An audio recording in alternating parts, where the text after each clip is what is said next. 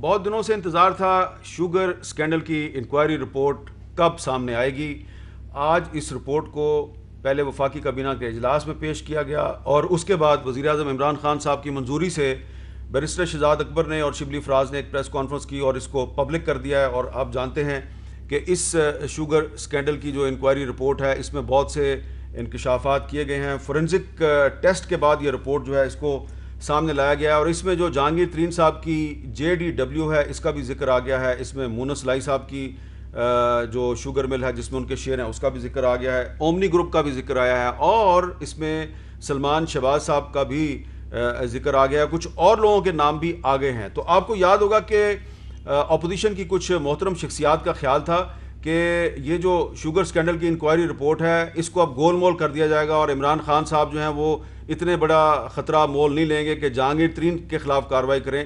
اور یہ کہا جا رہا تھا کہ جہانگیر ترین کا نام اس فائنل رپورٹ میں نہیں آئے گا, لیکن اب ان کی مل کا بھی نام آ گیا, ان کا بھی نام آ گیا ہے اور اس کے ساتھ ساتھ کچھ اور لوگوں کے نام بھی آ گئے ہیں. بڑے اہم انکشافات کیے گئے ہیں.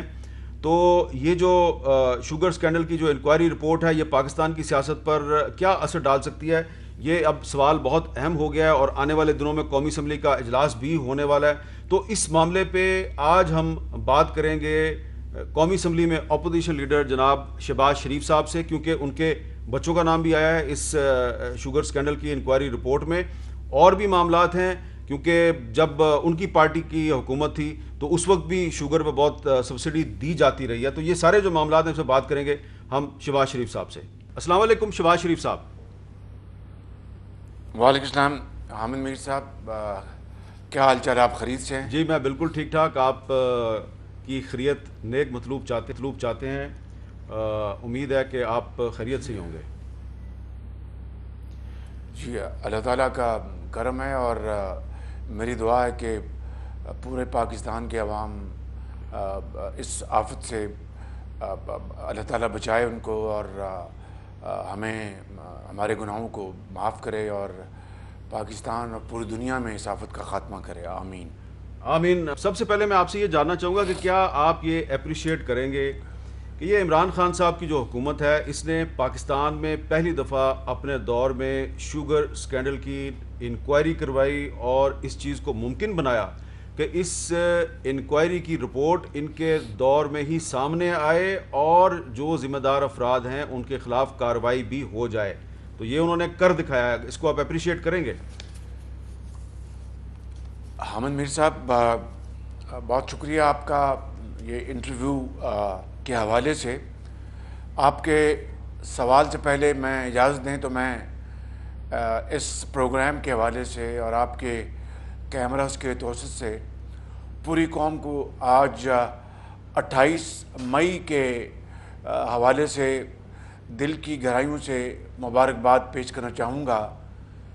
یوم تکبیر کے حوالے سے ایک ایسا پروگرام جو مرحوم ذوالفقار علی بھٹو کے حکومت وقت شروع ہوا اور تمام آنے والی حکومتوں نے اس عظیم پروگرام میں اپنا حصہ ڈالا.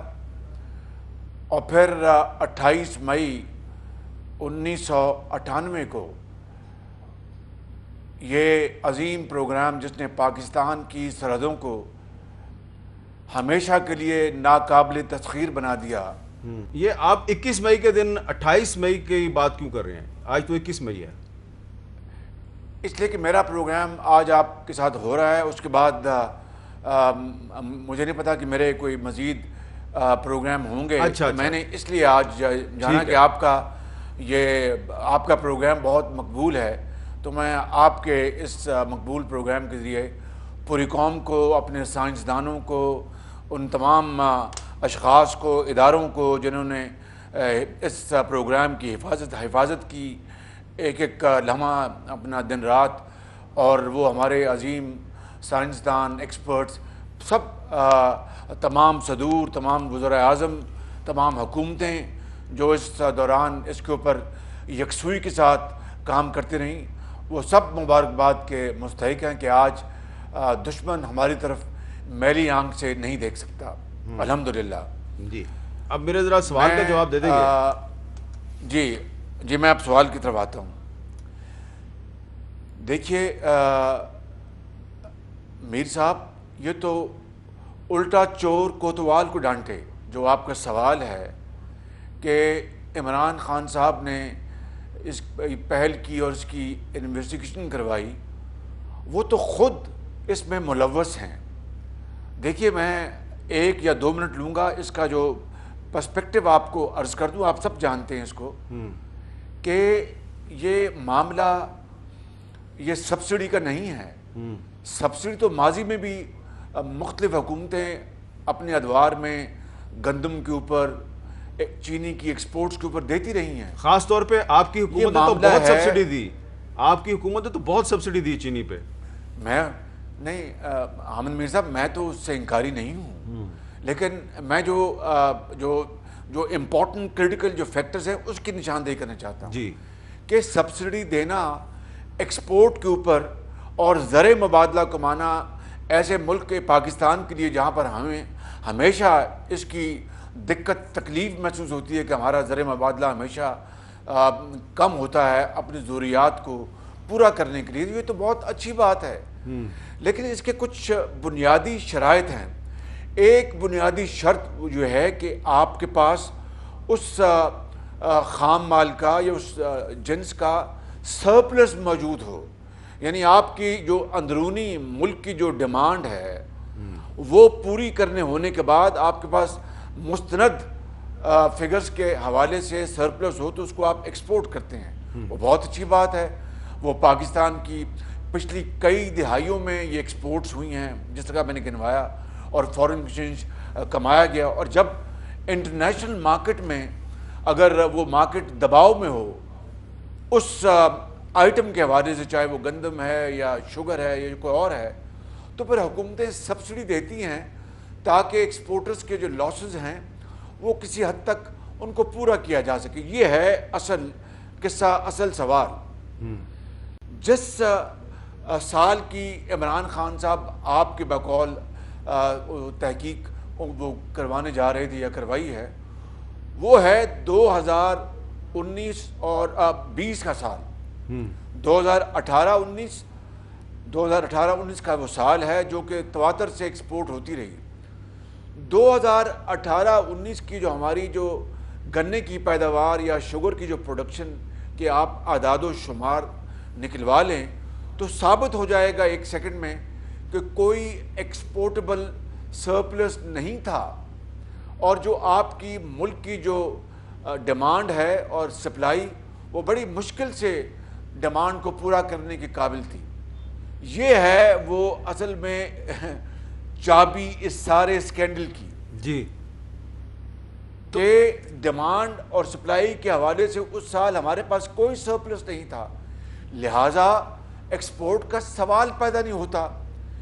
اس لیے یہ ایک کرمنل ایکشن فیصلہ کیا گیا کہ ای سی سی میں، جس کے چیئرمین قانون میں وزیر اعظم ہیں، مگر کئی حکومتوں میں ماضی میں وزیر اعظم نے اپنی جگہ فائنانس منسٹر کو اپوائنٹ کیا کہ ان کے بہاف پہ وہ ای سی سی کی میٹنگز کو چیئر کریں.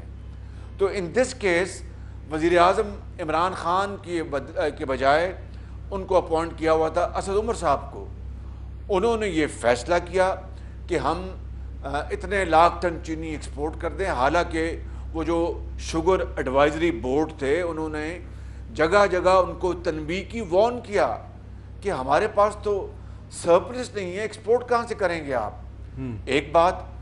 دوسری بات یہ ہے کہ ای سی سی کے فیصلے کی توثیق کیبنٹ کرتی ہے. کیبنٹ یہ ایک نہ صرف ایک معمول ہے بلکہ 2016 کے سپریم کورٹ کے فیصلے کے بعد اٹ بیکیم کمپلسری کہ سپریم کورٹ نے کہا کہ کابینہ کا مطلب ہے وزیر اعظم اور ان کے وزراء، اور اسی طرح صوبوں میں وزرائے اعلیٰ اور ان کے وزراء، وہ فیصلے کرنے کے مجاز ہے، نہ کہ اکیلا وزیر اعظم یا وزیر اعلیٰ.